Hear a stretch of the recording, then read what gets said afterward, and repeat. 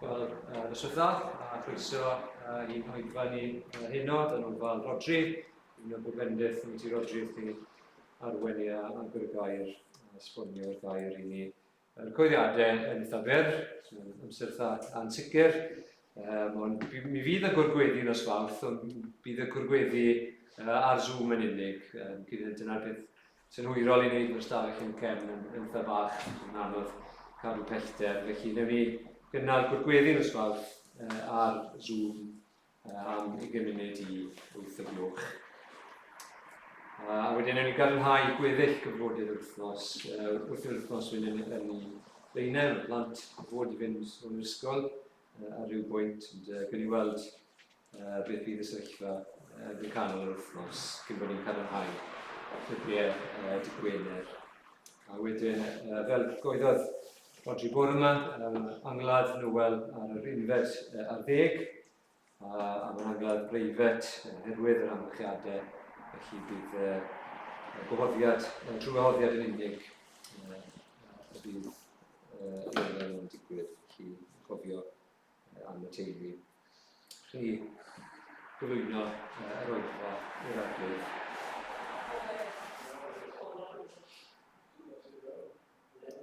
Diolch i ti nawr yn tad am holl fendithion y dydd. Diolch i ti am eich cwrdd y bore yma, cwrdd eto heno. Diolch i ti am ffordd wyt ti yn rhoi pob beth sydd angen arni ni yn gorfforol. Diolch i ti am gartrefi ac am fwyd, ac am gwmni, ac am iechyd, a pob beth da arall ti'n rhoi ni. Diolch i ti. Bod ti wedi'n creu ni yn gorff ac enaid, ti wedi'n creu ni i dy adnabod di ac i dy fwynhau di. Ac ni'n diolch i ti heno am dair ni. Ni'n ddim yn dod i glywed syniadau diddorol. Ni'n dod i wrando ar y gwirionedd. Beth sydd gyda ti y Duw byw i ddweud wrtho ni amdano ni'n hunain ac amdano ti dy hun hefyd am yr hyn wyt ti wedi gwneud. Yn a drwy'r arglwydd Eglwys, ti'n cymodi ni gyda ti. Ni'n gwyddio nawr byddwn ni'n dod yma heno gyda teimlad yna o bwrpas, bod ni'n dod nid jyst o ran arfer, ond bod ni'n dod am bod ni am gyfarfod gyda ti. Am bod ni am fynd o yma wedi elwa o fod yma, wedi dysgu'r dair ti, wedi agosau at y ti a cael golwg fwy ohono ti. Yn gwyddio bydd y dyn o di nawr yn cael ei godi yn uchel. Bydd yna ymateb yn ein gwyth ni. Bydd ti drwy'r oedfa yma heno yn helpu ni i wynebu yr wythnos o'n blaen ni i fyw i ti fel y dylen ni. Ddechrau wythnos ac ar ddechrau blwyddyn. Helpa ni i gysegru yn hynny yn llwyr i ti. Bydd gyda ni nawr felly. Bydd yn drigaro wrtho ni. Gan ein bod ni'n dod yn heiddiad Iesu Grist. Amen.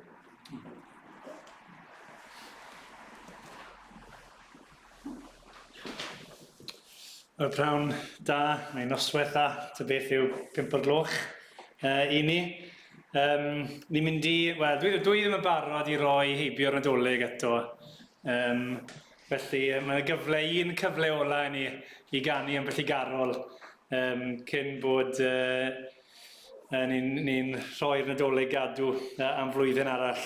A ni'n mynd i ganu y garol mae ddechrau gyda beth yw'r atsain o Effrata, nefol li yn seinio sydd. Ac yn y pennell ola, mae'n dweud beth yw Iesu i'r angylion, ei tywysog mawr ei fri.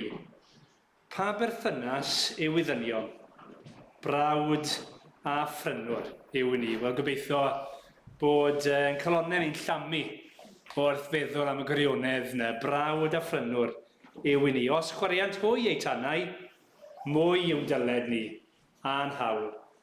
Crist yr arglwydd, ni a'i piau, llanwer deiar gron a'i fawl.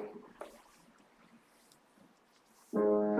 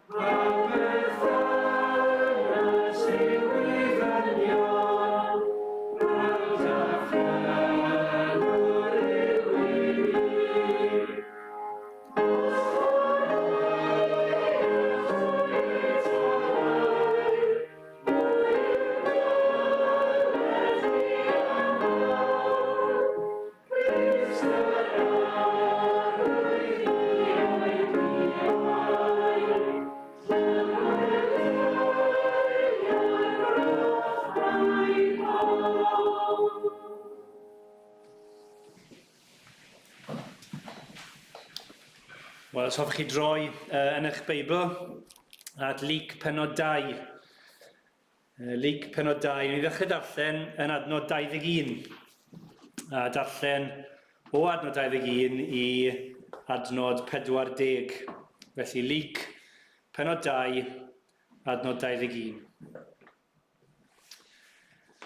Pan ddaeth yr amser i enweidi arno ymhen 8 diwrnod, galwyd ef Iesu, yr enw aroddwyd iddo gan yr angel cyn i'w fam feichiogi arno. Pan ddaeth amser ei puredigaeth yn ôl cyfraith Moses, cymerodd ei rieni ef i fyny i Jerusalem i'w gyflwyno i'r arglwydd. Yn unol ar hyn sydd wedi ysgrifennu yng nghyfraith yr arglwydd. Pob gwryw cyntaf unedig fe'i gelwir yn sanctaidd i'r arglwydd. Ac i roi offrwm yn unol ar hyn sydd wedi ei ddweud yng nghyfraith yr arglwydd. Par o dirtirod neu 2 giw colomen. Yn awr yr oedd dyn yn Jerusalem, o'r enw Simeon. Dyn cyfiawn a diwiol oedd hwn, yn disgwyl am ddiddanwch Israel, ac yr oedd yr ysbryd glân arno. Yr oedd wedi cael datguddiad gan yr ysbryd glân na welai farwolaeth cyn gweld Meseia'r arglwydd. Daeth i'r deml dan arweiniad yr ysbryd. A phan ddaeth rieni a'r plentyn Iesu i mewn, i wneud ynglyn ag ef yn unol ag arfer gyfraith, cymerodd Simeon ef i'w freichiau, a bendithio Dduw gan ddweud, yn awr, yr wyt yn gollwng dy was yn rhydd o arglwydd, mewn tangnefedd yn unol a thair. Oherwydd y mae fy llygaid wedi gweld dy iachawdwriaeth, a ddarperais dy ngwydd yr holl bobloedd, goleini i fod yn ddatguddiad i'r cenhedloedd, ac yn ogoniant i'th bobl Israel. Yr oedd ei dad a'i fam yn rhyfeddu at y pethau oedd yn cael ei dweud amdano. Yna bendithiodd Simeon hwy, a dywedodd wrth ffair ei fam, wyle, gosodwyd hwn cwymp a chyfodiad llawer yn Israel, ac i fod yn arwydd a wrthwynebwyr. A thethau, trywenir dy enau di gan gleddyf. Felly y datguddir meddyliau calonnau lawer. Yr oedd proffwydes hefyd, Anna, merch Ffaniwel o Lwyth Aser. Yr oedd hon yn oedrannus iawn, wedi byw 7 mlynedd gyda'i gŵr ar ôl priodi, ac wedi parhau'n weddw nes ei bod yn awr yn 24 oed. Ni byddai byth yn ymadael ar deml, ond yn addoli gan ymprydio a gweddio ddydd a nos. Ar awr honno, safodd hi gerllaw a moli Duw, a llefaru am y plentyn wrth bawb oedd yn disgwyl rhyddhad Jerusalem. Wedi iddynt gyflawni popeth yn unol a chyfraith yr arglwydd, dychwelasant i Galilea, i Nazareth, ei tref ei hunain. Roedd y plentyn yn tyfu yn gryf ac yn llawn doethineb, ac roedd ffafr Duw arno. Dyma air Duw, clod fo yw enw e. Rwy'n ni ganu eto gyda'n gilydd. Anfonodd Duw ei fab ei hun o'i gariad rhad i wared dyn. Duw ymddangosodd yn y cnawd, daeth brenin nefoedd i ni'n frawd. Crist a osodwyd gyda tad, yn ben i'r etholedig had, mewn arfaith gadarn, iddo'r hoes ei bobl i'w prynu ar y groes. ac yn y blaen.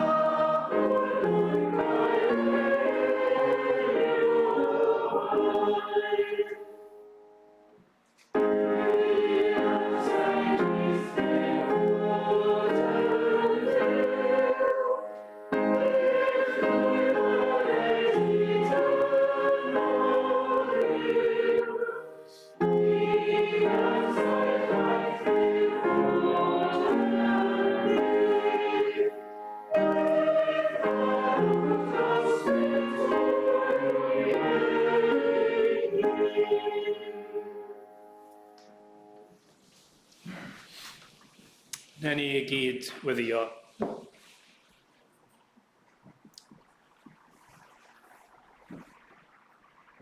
O arglwydd Dduw, ni yn gweddio bydde yr hyn i ni newydd i ganu yn rhyfeddod cyson i ni. O Dduw, maddau ni bod hyd yn oed y gwirioneddau mawr yma ni wedi bod yn myfyrio arnyn nhw dros y Nadolig. Bod y Duw tragwyddol yn dod i'n byd ni, yn faban bach, yn ddinerth, yn y preseb, mewn cydachau, ac heb le i roi ben i lawr. Arglwydd ni'n gweddio, bydde ni yn rhyfeddu, gweld Iesu'n ddyn ac eto'n Dduw. Y dydd ar ôl dydd, bydde fe yn newydd i ni, wrth ni fyfyrio ar yr arglwydd Iesu Grist.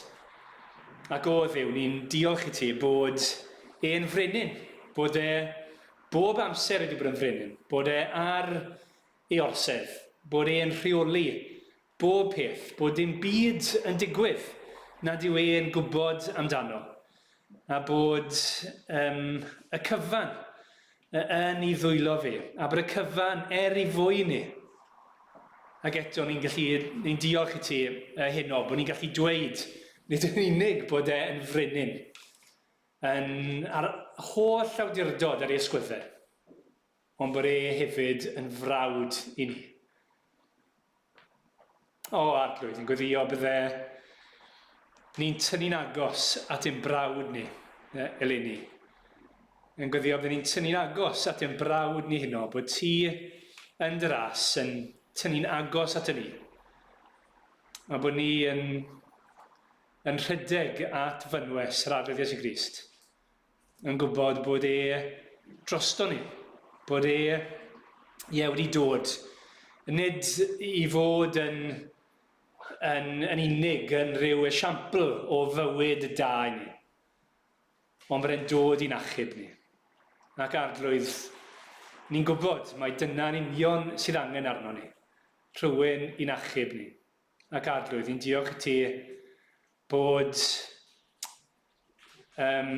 Crist yn unig yn gallu bod yn iawn drosto ni. O Dduw, ni'n gweddio, hynno, ond ar hyd y flwyddyn newydd yma, byddwn ni'n myfyrio ar arglwydd Iesu Grist, yn gweld mwy ohono fe, yn cael mwy a mwy ohono fe, ac yn casglu ein hunain, trysor yn y nefoedd. Ni'n meddwl am yr hyn glywon ni bore yma o dair di. Ac arglwydd, ni'n gweddio i ti ddangos i ni ble i ni dal yn ofni, dal yn trychwantu, ac i roi heibio'r pethau hynny mwyn ennill Crist. O Dduw, ni'n gweddio bydden ni yn bobl sydd yn cyfri pob peth arall yn ddim byd i gymharu ag i ennill O Dduw, dangos i ni i ogoniant i fawredd i sancteiddrwydd i dynerwch a'i gariad O Dduw, ni eisiau cael mwy o'r arglwydd Iesu Grist. A ni di drigarhau a galluogi ni trwy nerth yr Ysbryd Glân i gael mwy ohono fe. O Dduw, ni'n dod ata ti ac yn gweddio i ti drigarhau wrthon ni. Ti'n gwybod bod ni ddim yr hyn y dylen ni fod, ac i ni'n gweddio i ti dosturio wrthon ni. Ac ni'n gweddio i ti ddangos i ni ble ni dal yn mynnu, dal mlaen i'n pechod ni, yn hytrach na plygu ac addoli a moliannu ti yn unig. O Dduw, ni'n gofyn i ti gofio am ein gwlad ni. Ni'n meddwl am y sefyllfa ni ynddi ar y funud, ac arglwydd ni'n gweddio bydde di yn diogelu ni, yn diogelu dy bobl yn arbennig, ac bydde di, os ti'n gweld yn dda, yn defnyddio hyn o'r cyfnod yma mwyn llwyddiant yr Efengil, mwyn bod pobl yn gweld bod na rhywbeth mwy ar gael, ac yn dod i weld yr arglwydd Iesu Grist fel y gymau. Arglwydd ni'n ymwybodol bod ni'n llyged yn hunain yn gweld bod y sefyllfa yn ein gwlad ni yn anobeithiol, bod pobl wedi cefnu i'r fath fodd ar yr Efengil ac arna ti. Ond arglwydd, does dim byd yn amhosib i ti, yn gweddio i ti heno i drigarhau. O Dduw, ni'n gofyn hefyd am ein byd ni'n ymwybodol heno bod nifer dy bobl di'n dioddau. Ni'n ddol am, yn yr India, falle yn arbennig, le mae Cristnogion yn cael ei herlyd, ei pynydio, yn cael ei atal rhag addoli, glwysi yn cael ei difetha, ei llosgi.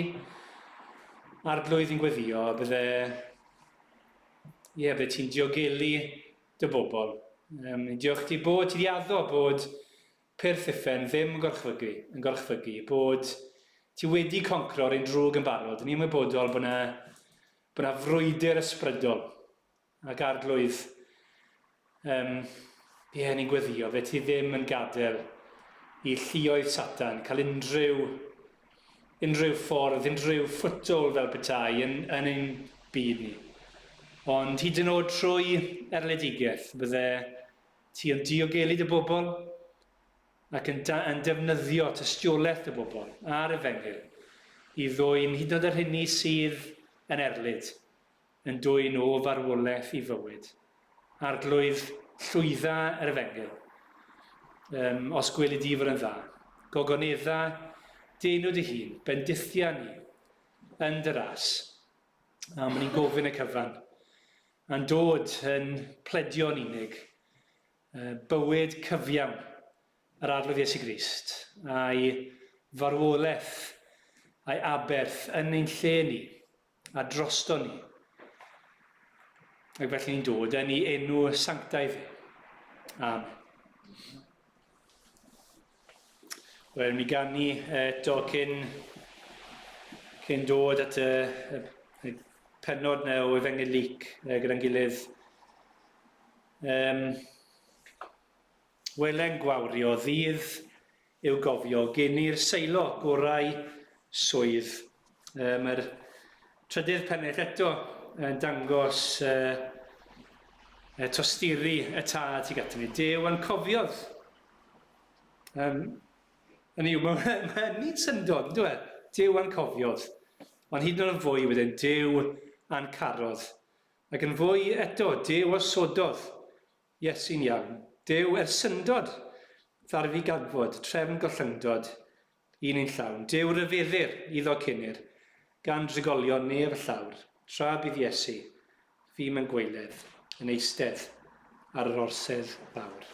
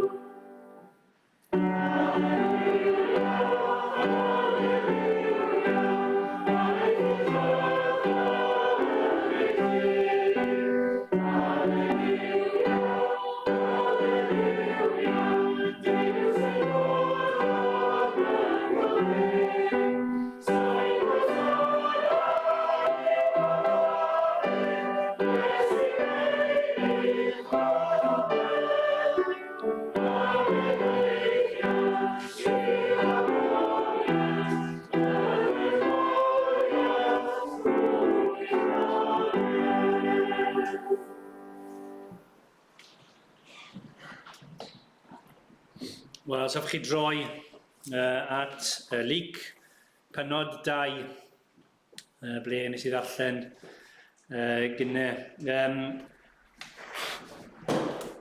O'n i allan ar y beic dydd ola'r flwyddyn gyda ffrind, a oedd e'n gofyn I fi beth yw dy dargedau di ar gyfer y flwyddyn sydd o dy flaen di. Oedd e'n golygu targedau mynd ar y beic. Ond dwi'n rhan bwysig rili ni, ond dwi'n eisiau rhannu hynny gyda chi beth yw'ch poeni. Ond oedd e'n gwestiwn da iddo fe ofyn a Dewin Crybwyll hynny y bore yma. Os yna rhywbeth, gallwn ni edrych nôl arno mewn 12 mis, os i'n cofio, a beth ni wedi dymuno a meddwl do nes I gyflawni hynny. A Roedd Dewin sôn bod am y gŵr yna yn casglu yr holl gnwd a osod e mewn storfa. Yn dweud, dyma beth a wnaf. Beth byddwn ni'n dweud am hynny? Dyma beth a wnaf. A eisiau adeiladu ar beth glywon ni y bore yma. Oedd Dewin sôn amdano fe bod yr hyn byddwn ni'n neud. Dyma beth a wnaf yw ceisio teyrnas ddew. A eisiau grymu, mae beth mae hynny yn ei olygu yw y peth all fod yn darged i ni dros y flwyddyn sydd o'n blaenau ni. Fel unigolion ac fel eglwys. A'r peth hynny yw cael mwy o'r arglwydd Iesu Grist. I gael mwy o'r arglwydd Iesu Grist. Beth all fod yn well dymuniad na hynny i ni yn 2022? Gweld mwy, adnabod yn fwy, mwynhau yn fwy yr arglwydd Iesu, ac yna credu'n fwy, gobeithio'n fwy, caru'n fwy, mwyn i ogoniant Wrth i ni ddathlu blwyddyn newydd, fi'n cofio llynedd wrth ddechrau 2021 oedd cael negeseuon, pawb yn dathlu, ond mae 2020 o'r diwedd, y flwyddyn ofnadw yna, wedi dod i ben. Diolch byth am 2021. Ond ni'n gwybod yndyn ni, bod 2021 falle wedi bod yn anoddach na'r flwyddyn blaenorol. A falle bod hynny'n wir amdano chi. Falle bod chi heno yn barod wedi blino. Falle bod chi wedi cael loes. Falle bod chi wedi crwydro. Falle heno bod chi yma.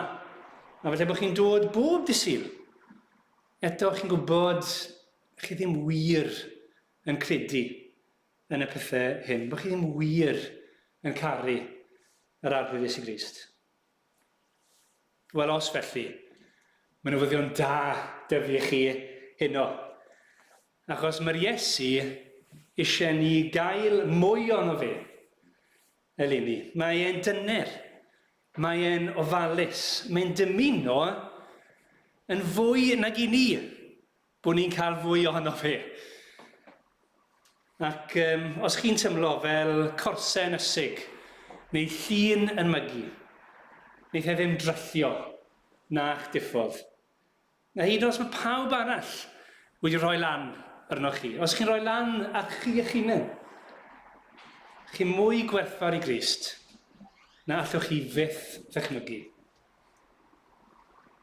A wnewch chi wneud yn nod eleni, gyda fi, i gael mwy o'r arglwydd Iesu Grist. A fi eisiau ni weld 3 peth yn syml am Grist heno. Ni'n mynd llych o bethau ni sôn am yr arglwydd Iesu Grist. Ond yn y darn i ddarllen, fi eisiau tynnu sylw a 3 peth falle wneud helpu ni gael mwy ohono fe.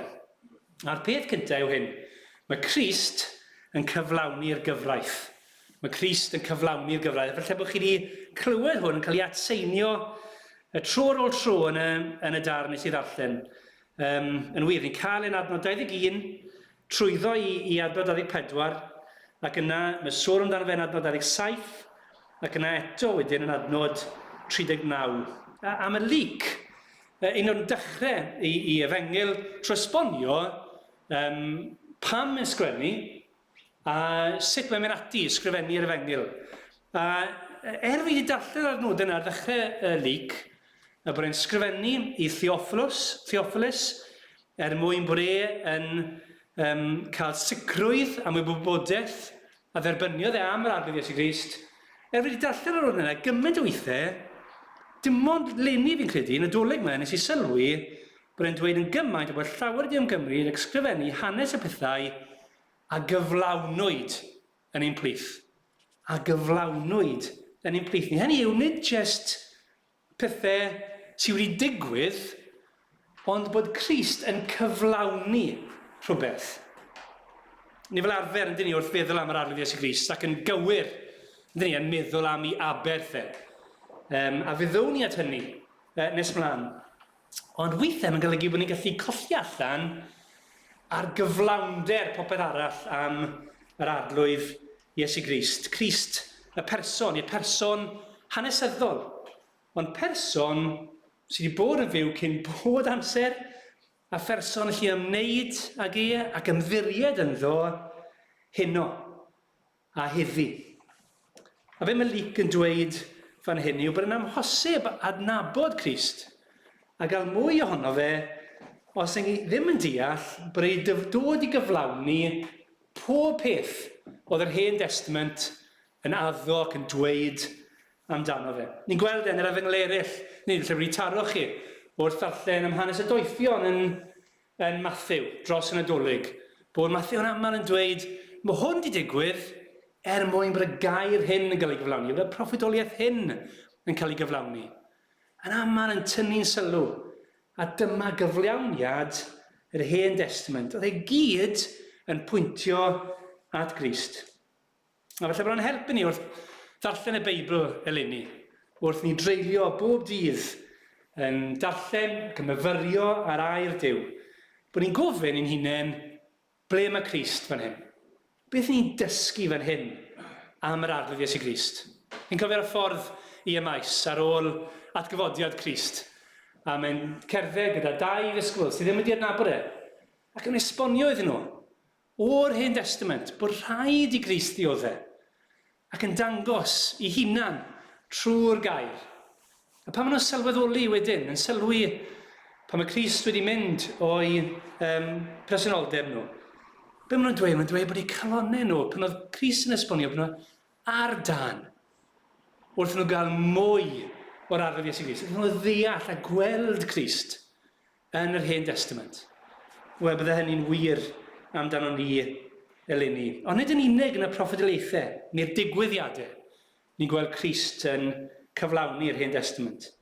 Ond hefyd, wrth i fe gyflawni'r gyfraith. Trwy'r o tro mae'n dweud, yn unol ar hyn sydd wedi ysgrifennu yng nghyfraith yr arglwydd. Mae'n holl bwysig mwyn deall Crist. Ni'n gwybod yng Nghaerdydd bod Adda ac Efa yn gwrthryfela yn erbyn Duw ac yn ar gwrthryfela yn lledaenu lawr dros a trwy'r cenedlaethau. Pob un o'n ni'n gwybod yn methu cadw cyfraith da, perffaith Duw. Ac mwyn troi'r cloc yn ôl fel tai, mae rai cael rhywun i dorri'r cylch na o dorri'r cyfraith tro ar ôl tro ar ôl tro. Mae Duw wedi dysgu'r bobl yn dyn nhw bod angen aberth perffaith dinam. Nôl yn Exodus, y Pasg cyntaf, pan maen nhw yn gaeth yn yr Aifft. Mae Duw yn dweud, mae'n rhaid cael oen dinam. Mae'n rhaid cael gwaed yr oen dinam yna ar y drws. Fel bod yr aberth hynny yn cael ei gyfri, gwaed yr oen perffaith yn cael ei gyfri yn lle eich cyntaf yn edig chi, pan mae angel ar arglwydd yn mynd trwy'r wlad. A ni'n gweld trwy'r Hen Testament bod pobl Dduw y gorau o'n nhw yn methu. Abraham yn methu, mae Moses yn methu, mae Dafydd yn methu. Angen rhywun sy'n llwyddo. Mae Luc yn atgoffa ni, yn adnod 39, dwi. Wedyn yn gyflawni popeth yn unol a chyfraith yr arglwydd. Pan bod Luc yn tynnu'n sylw i ti, ni'n gweld trwy'r efengylau, dyn ni. Hyd yn oed Pilat yn gweld, yn gweld dim bai yn y dyn yma o gwbl. Dim unrhyw achos yn ei erbyn ni. Mae Luc yn mynd i bwysleisio bod Crist yn mynd i gadw'r gyfraith na allan ni fyth i chadw. Pan bod angen i Mair a Joseph ddod i gysegru Crist yn y deml, mae'n fab Duw. Mae'n berffaith. Mae'n sanctaidd. Wel, achos bod wedi cymryd yn lle ni. Mae Paul yn dweud yn gratiad, mae ei wedi eni o dan y gyfraith i brynu rhyddid i'r rhai oedd dan y gyfraith. Mae Crist yn cadw'r gyfraith. Mae'n holl bwysig bod e'n gwneud hynny, a bod e'n ddifau oherwydd yr ail beth ni'n gweld yw mae Crist yn achub ei bobl A ni'n gweld trwy'r hanes, yn arbennig adnodau 25 i 32 a adnodau 36 i 38. A os ni eisiau mwy o Iesu Grist eleni, mae rhaid ni ddod nôl at hyn. Bod Crist yn byw ac yn marw ac yn atgyfodi mwyn achub ei bobl. A dyle hynny fod yn fyfyrdod ac yn ddilait i ni. Bob dydd o 2022. A ni'n gweld yng ngeiriau dau berson sy'n aml yn cael ei anghofio amdano nhw yn hanes yn y Nadolig ni wedi dod i'r traws nhw'n barod yn y Nadolig Simeon ac Anna. Y ddau yn oedrannus, y ddau yn bobl ffyddlon i'r arglwydd, y ddau ar ysbryd glân ar waith ynddyn nhw. A'r ddau yn dweud yr un peth am yr arglwydd Iesu Grist. Yn wir, maen nhw'n dweud yr hyn ni'n dysgu yn adnod 21. Galwyd ef Iesu. Iesu yr hwn sy'n achub i bobl e. Nhw'n gweld fe yw Meseia yr arglwydd, adnod 26. Fe yw diddanwch Israel. Fe yw rhyddhad Jerusalem. Fe yw, adnod 50, iachawdwriaeth Duw. Dyma'r un mae wedi bod yn aros amdano. Ers amser adda. Ers adda ei hunan. Dyma'r ail adda. Dyma'r un wneith gadw y gyfraith. Dyma'r un sydd wedi addo mwyn achub ei bobl. Dyma'r un sy'n wir frenin. Yr un sy'n achub nhw o'r gwrthryfel, o'r pechod, o'r farn maen nhw yn ei hyddi. Pan o'n i'n athro, yn creu nhw'n hoff ddyddiau o'r flwyddyn, o'r flwyddyn yn yr ysgol, oedd dydd cyntaf flwyddyn academaidd. Nid y diwrnod HMS pan does dim plant yn yr ysgol, oedd hwnna'n yn amlwg, ond y diwrnod cyntaf nad y plant nôl. Achos oedd pawb yn gwisgo i gwisg ysgol yn lan neu newydd, esgidiau wedi sgleinio, oedd bob llyfr ni roi mas yn newydd, y dim camgymeriadau ynddyn nhw, pawb, fel petai'n o leia, yn barod i ddysgu ac eisiau gwrando, ddim wedi diflasu ar yn lais i eto. Oedd e'n ddechreuad newydd, llawn potensial, llawn gobaith. A falle bod ni'n tymlo fel ar ddechrau blwyddyn newydd. Ond y diwrnod cyntaf hefyd wastad atgoffa fi o un diwrnod pan o'n i'n ysgol, oedd y fachgen, oedd y blwyddyn yn hŷn y fi, ond e'n rhan o'r un criw o ffrindiau, a ni'n alw fe'n Jeremy. A oedd Jeremy, un o'r plant yna, oedd e wastod mewn trwbl. A oedd trwbl fel sy'n dilyn e o gwmpas. A oedd e wastod mewn trwbl yn yr ysgol. A fi'n cofio diwrnod cyntaf ni ar y iard, ar fore cyntaf, tymor flwyddyn newydd, a oedd e'n dweud wrthyn ni, y boys, Lenny, fi'n mynd i newid. So'n mynd i fynd i unrhyw drwbl Lenny. Fi'n mynd i, fy mhen lawr, fi'n mynd i weithio'n galed, y dechreuad newydd i fi. So'n mynd i hangen y gwmpas gyda'r hynny sy'n mynd i achosi trwbl ac arwen fi i broblemau. A wedyn oedd y gloch yn canu a pawb yn mewn i'r gwasanaeth cyntaf yna. Y gwasanaeth mynd i flaen, yn coeddiadau y diwedd. A'r coeddiad ola, y prifathro, yn dweud, un peth ola, a wneith Jeremy Davies dod i swyddfa'r prifathro yn syth ar ddiwedd y gwasanaeth. O'n i'n cael gwyni na chwerthin yn y gwasanaeth yn ysgol ni. Ond fi'n siŵr ti fewn oedd y boys na gyd yn chwerthin. Bod i ddymuniadau gorau fe yn barod wedi difetha. Bod e mewn trwbl cyn hyd yn oed dechrau. A ni'n gwybod y profiad yna hefyd, yndyn ni?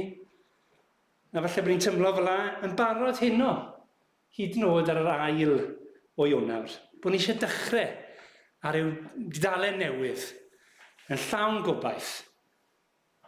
Ond yn gwybod mor sydyn ni'n methu. Mor sydyn mae'r sglaen yn mynd o'r sgidiau. Mor sydyn mae'r camgymeriadau yn ymddangos yn y llyfr. Pa obeth sydd i ni? Mae'n ni'n gweld hanes bobl ddew yn yr Hen Testament. Bod nhw tro ar ôl tro yn methu. Ac yn y diwedd, maen nhw'n mynd i geithglyd yn yn Babylon. Ac yna yn Eseia, pennod 40, mae Eseia'n dweud hyn. Cysurwch, cysurwch fy mhobol. Dyna ddywed eich Duw. Siaradwch yn dyner wrth Jerusalem. A dwedwch wrthi, ei bod wedi cwblhau ei thymor gwasanaeth, a bod ei chosb wedi ei thalu, neu bod wedi derbyn yn ddwbl oddi ar lawr arglwydd am ei holl bechodau. Mae pobl ddew dan farn am ei gwrthryfel, am ei pechod, ond bod Duw ei hun yn dweud, fel bod nhw ffiliachub ei hunain, ond bod Duw yn trefnu ffordd, bod nhw'n derbyn yn ddwbl oddi ar lawr arglwydd am ei holl bechodau. Mae'r syniad yna, derbyn y ddwbl, fel petai dau dalen, a bod un yn cael ei cyfro gan y llall, a bod cyfiawnder Iesu Grist yn cyfro, fi'n gwybod na ddim yna i'r Cymraeg cywir, yn cyfro ein pechod ni, pechod y bobl. Dim ryfedd bod Duw yn dweud, cysurwch, cysurwch fy mhobol. Mae'r un me, nath cyflawni'r gyfraith, i fywyd perffaith nawr yn cael ei gyfri i ni. A ni'n derbyn maddeiant am ein pechodau ni. Yr un sydd wedi cadw'r gyfraith, byw y bywyd na allwn ni fyw, a cymryd y gosb ro'n ni'n ei heiddi ar y groes, fel bod ni'n cael bywyd. Dyma beth mae Crist wedi dod i wneud. Mae wedi dod i'n hachub. Fe yw rhyddhad Jerusalem. Fe yw iachawdwriaeth Duw. A un peth arall wedi eisiau ni sylwi am yr arfedd Iesu Grist, fel bod ni'n cael mwy ohono fe. A hynny yw, mae'n Crist yn dod a dioddefaint. Mae'n surprise i ni falle. Ond mae'n dod a dioddefaint. Ni'n gweld yn adnodau 34 a 35. Mae Simeon yn dweud wrthyn ni'n bod dim pawb yn cael ei hachub. Mae'n dweud, wel, y gosodwyd hwn cwymp a chyfodiad llawer yn Israel, ac i fod yn arwydd a wrthwynebyr. I fod yn arwydd a wrthwynebyr. Bydd rhai yn syrthio wrth ei draed, a bydd rhai yn poeri yn ei wyneb. Ond mae Duw yn dduw barn. Mae Duw yn dduw cyfiawn. Mae rhai yn ei gysau, a ni'n gwybod hynno, bod hynny'n wir, ynddo e? A bod ei cysineb nhw'n weladwy, ynddo e? Bod dim diddordeb nhw ynglŷn â pethau Iesu Grist. Yn wir, maen nhw'n wrthryfelgar yn erbyn pethau Iesu Grist. Maen nhw'n cysau i bobl e. Yn mynd i'r gwrthwyneb o'r hyn mae Crist yn dweud sy'n dda. Yn mwynhau cysau pethau Duw. Mae fel oedd Dewin atgoffa ni o Luc 17 y bore me hefyd. Weithiau dwi ddim yn amlwg. Mae pobl yn bwyta a gyfed, prynu a gwerthu, plannu ac adeiladu, ond gwneud y cyfan heb ystyried Duw o gwbl. Yr un mor wrthryfelgar.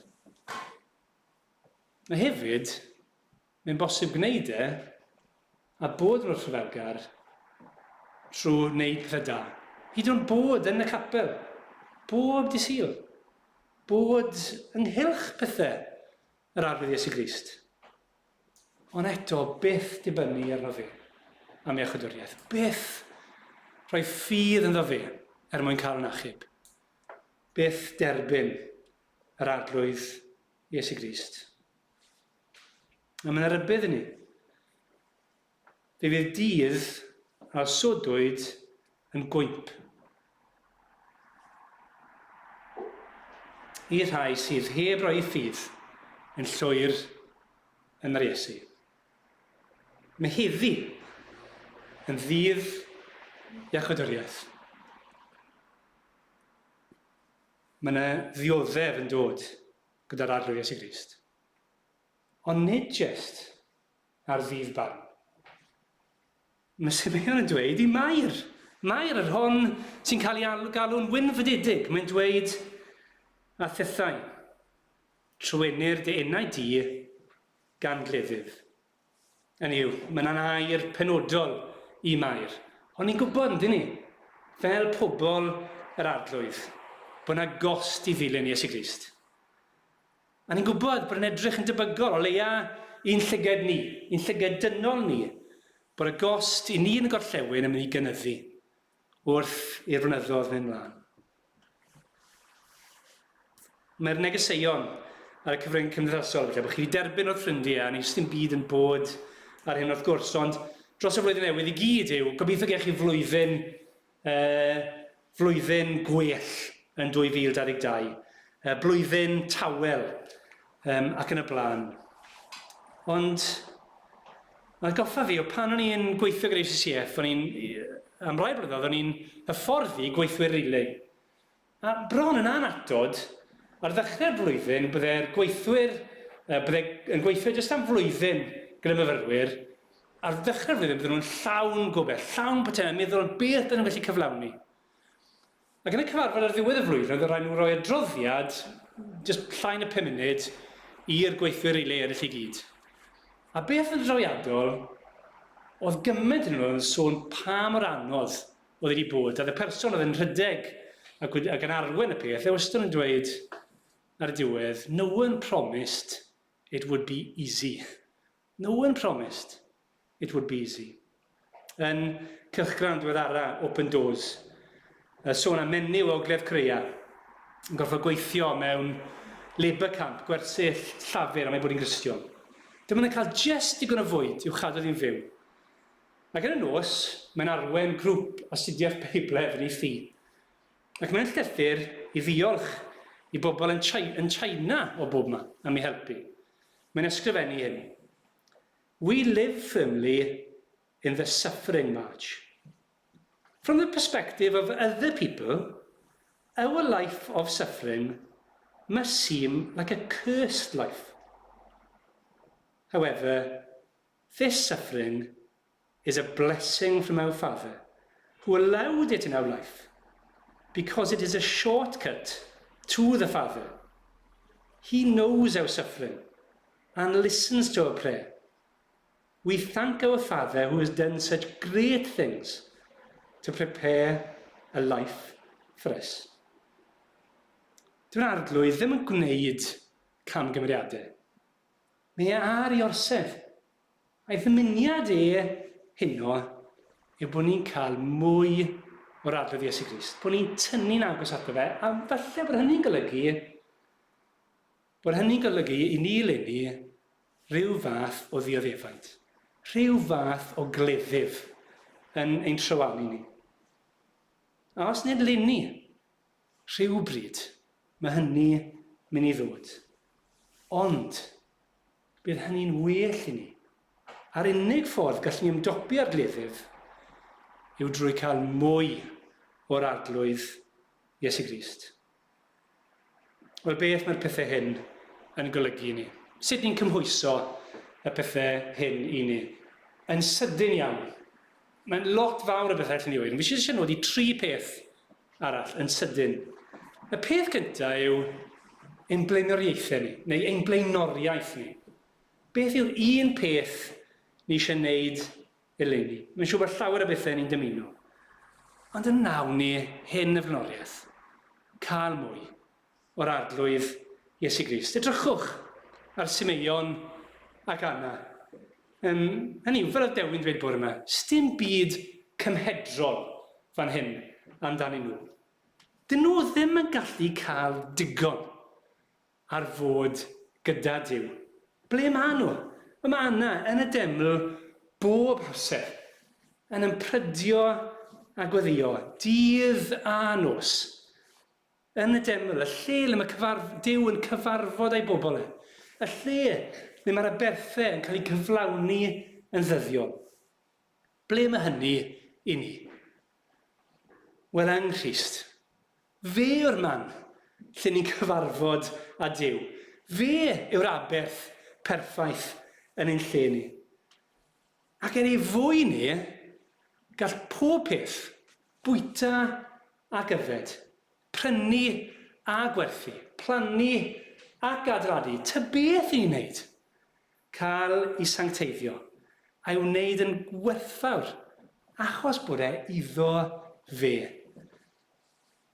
Ond hefyd, ble ni'n cael atgoffa am y pethau hyn? Ble all ni fod gyda pobl Dduw yn myfyrio ar yr arglwydd Iesu Grist ac annog ein gilydd i gael mwy ono fe ond yn yr eglwys. Ac os fydd Crist yn flaenoriaeth i ni yn 2022, fydd yr eglwys yn flaenoriaeth i ni. Achos mae'r eglwys yn flaenoriaeth i'r arglwydd Iesu Grist. Ni'n byw mewn cymdeithas unigolyddol, ni'n individualistig.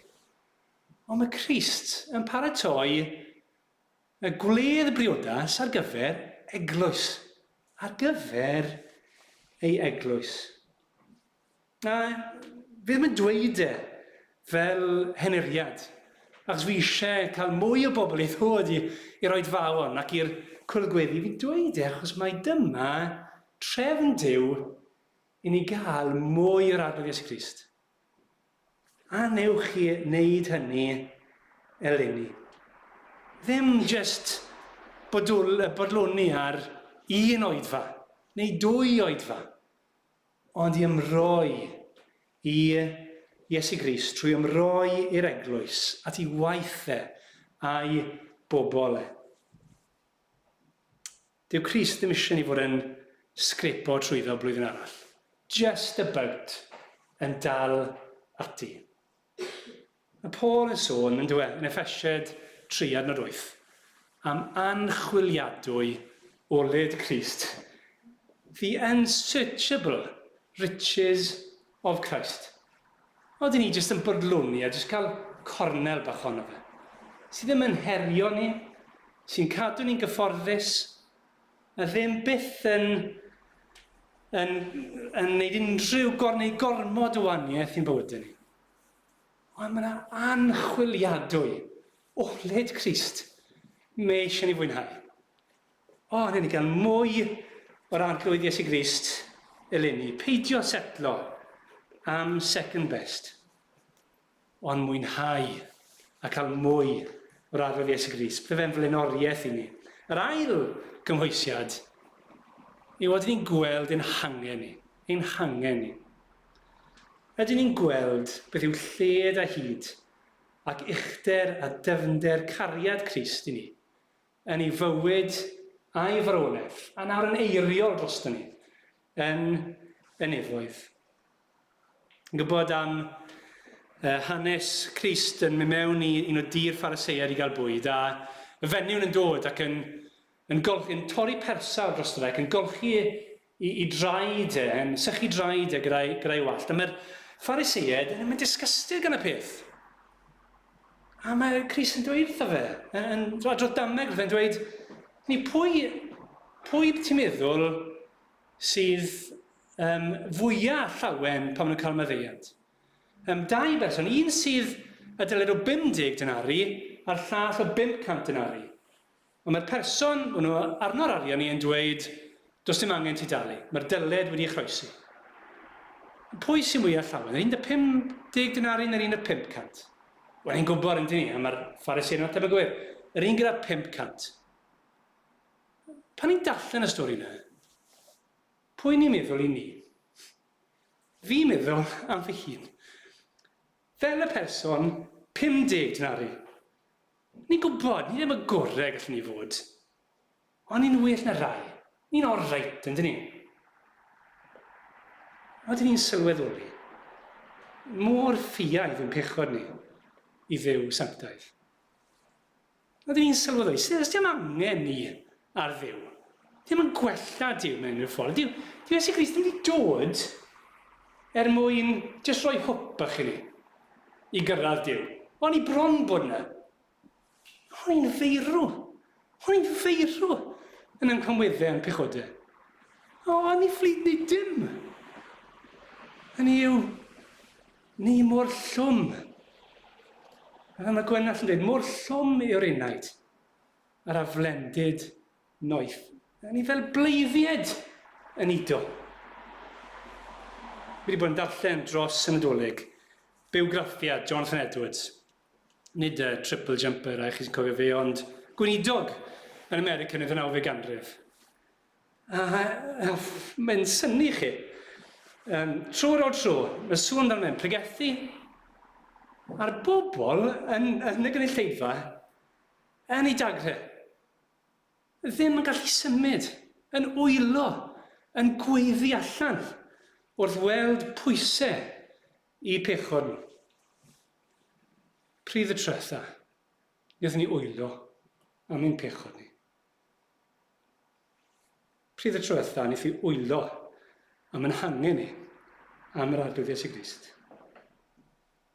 Y fwyaf na ni weld hynny, mae am melys fydd Crist ni. Y mwyaf fydd ni eisiau nabod e. Y mwyaf ohono fe gawn ni. Hynny, does dim rhyw fath o 7-point plan. Neu 5-year plan. Mwy o Grist yn unig sy'n angen. Mwy ohono fe. O'r ni'n gweld yn angen ni. A'r cymwysiad ola, tangnefedd a llawenydd. Tangnefedd a llawenydd. Mae Simeon ac Anna yn hen. Maen nhw'n dod i ddiwedd i bywydau nhw. Mae'n sylwi bod Simeon yn dweud, nawr ydym gollwng dy was yn rydd o arglwydd mewn tangnefedd yn unol a thair. Mae rhywun wedi dweud am Simeon, he had only one item on his bucket list, to see the Messiah. I Simeon, nid arswydion y byd, yr ofn fel Dewi'n sôn am bore yma. Nid swyn y byd. Nid arswydion y bedd. Na swyn y byd, y trachwant na'r Dewi'n sôn am bore yma, sy'n mynd a'i fryd. Ond person yr arglwydd Iesu Grist. Ni'n gweld ni dros y blynyddoedd diwetha, mor ofnus o pobl wrth ystyried marwolaeth. Mae'n anhollol ddealladwy. Wedi'r cyfan, dyma'r gilyn ola. Oedden ni'n barod amdano fe. Pob un o'n ni, plant, i'r rhai hynna. Oedden ni'n barod. Oedden ni'n cofio bod ni'n mynd i farw. Gallai fe fod heno yn gweithio bod ni ddim yn wir, ond gallai fod heddi. Oedden ni'n, byddwn ni yn dangnefeddus wrth feddwl am hynny. Ni wedi canu bore yma, yndyn ni? Yr unig ffordd allwn ni fod mewn tangnefedd wrth feddwl am farwolaeth. I beth gawn ni bore yma? Dyma'r man na feiddia Satan. Uffern ddofn fawr ar bedd, ei dyfais, ffaith ar hiad, i derfysgu ddim o'mhedd. Pam? Achos bod gyda ni Crist. Oedd y dyn yn y dameg bore yma yn storio pob beth i'w hunan. Ond mae Duw yn galw am ei fywydau. I Simeon, gallu dweud, mi o'r phwysfa fenaid mwyach ar yr anherfynol stwr. Dyna le mae yr anerfynol stwr. Ddim yn y pethau ni'n adlad yn y byd, ond yng Nghrist. Fe yn unig sy'n anerfynol, a gewn ni weld yn fwy tyner, yn fwy tosturiol, yn fwy creadus, yn fwy amyneddgar, yn fwy maddeigar, yn fwy gogoneddus, na allwn ni fyth i ddychmygu. Hyd yn oed yng ngwyneb marwolaeth, y peth mwyaf erchyll, o gael mwy o Grist, mae yna dangnefedd. Nid yn unig pan ni'n marw, ond nawr gallwn ni brofi tangnefedd yr arglwydd. Ond hefyd mae yna, yr awr honno, safod i gael llaw am moli Duw. Mae yna lawenydd. Mae yna lawenydd i bobl Dduw. Mae cael mwy o Grist yn golygu mwy o lawenydd. Ni'n gweld hynny trwy hanes y geni. Y bugeiliad Y doethion maen nhw'n llawenhau. A ta beth yr amgylchiadau? Heno i ni, mae yna dangnefedd a llawenydd ar gael. Mae'r gael i bawb. I Anna sy'n fenyw, i Simeon sy'n ddyn, i'r ddau yna sydd yn hen, i Mair a Joseph sydd yn ifanc, i'r Iddewon, goleuni fod yn ddatgyddiad, goniad bobl Israel, i'r cenhedloedd, i fod yn ddatgyddiad i'r cenhedloedd, i fugeiliad ac i'r doethion, neu bawb. Oedden ni'n bobl tangnefeddus llawen heno. Ac os i ni, oedd i pobl yn gweld hynny yno ni. Oedd yn catching fel petai. Oedd ni'n bobl sy'n atyniadol achos bod ni'n llawen ac yn dangnefeddus. Oedd ni'n bobl, fel wnaethon ni ganu yn y pennell ola'r garol diwetha yna, yn gallu dweud Halleluia. Halleluia. Aeth i'r lladdfa yn ei lle. Halleluia. Halleluia. Oedd ni'n bobl sydd methu stopo, canmol a moli Duw, a seinio Halleluia. Byddwn ni'n dweud hynny mwy aml eleni wrth ni gael fwy o'r arglwydd Iesu Grist. A newch i wneud yn leni yn darged cael mwy o Iesu Grist. Sdim byd arall, na neb arall yn cymharu. Allwn ni fod yr un mor saff a sicr yng Nghrist yn y bywyd hyn, a fyddwn ni tu hwnt i'r bedd. A fydd Crist yn ei ryfedd ras, byth yn syrthio allan o gariad gyda ni. A fyddwn ni yn edrych nôl mewn blwyddyn a rhyfeddu a dweud Halleluia. Beth amdano ni? Beth nawn ni ddweud i dyma beth a wnaf? Byddai fod mwy am Iesu, mwy am Iesu, mwy am ei gariad ata fi, mwy am ei ras a'r galfari mwyn i goniad ti. Amen. Ni ganu carol arall gyda'n gilydd. Wel, dyma'r ceidwad mawr, a ddaeth i lawr o'r nef, i achub gweilaidd lwch a llawr, gogoniant iddo ef, bu farw yn ein lle, ni, bechaduriaid gwael. Mae pob cyflawnder yn ddo fe, sydd arnom eisiau gael. Ei nabod ef yn iawn, yw'r bywyd llawn o hedd, a gweld ei iachwdwriaeth lawn sydd yn dragwyddol wledd. Cael teimlo gwaed y groes yn dofi'r loes a'r cur. A wnaeth i filoedd o bob oes, gyd seinio'r anthem byr.